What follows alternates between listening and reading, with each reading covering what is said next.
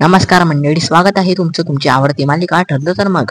आणि मंडळी, तुम्ही पाहतात 17 नोव्हेंबरचा ट्रेलर. तर चला मंडळी, सुरुवात करूया. बघा मंडळी, 17 नोव्हेंबरच्या ट्रेलर मध्ये आपल्याला असं दाखवण्यात आलेलं आहे, हे सदाशिव खाली येऊन सगळ्यांची मंडळी माफी मागत आहे. ते म्हणत आहे, मला सगळ्यांनी माफ करा.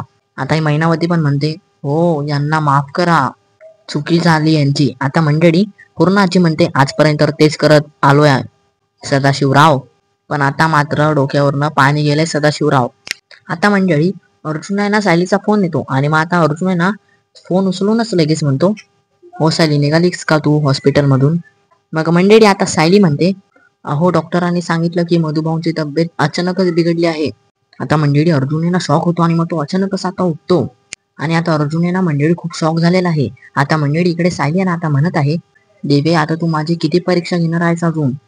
मी ज्यांना माझे वडील मानते त्यांनाच तू माझ्यापासनं हिरावून घेणार आहेस का ग?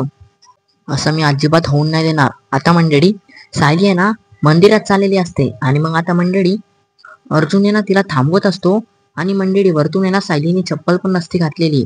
आणि मग आता अर्जुन म्हणतो, अगं सायली जाऊया ना आपण गाडीने. मग आता सायली म्हणते, मी दिव्याईकडे मधुभाऊंसाठी साखर घालायला चालले आहे. आता मंडळी ती चाललेलीच असते.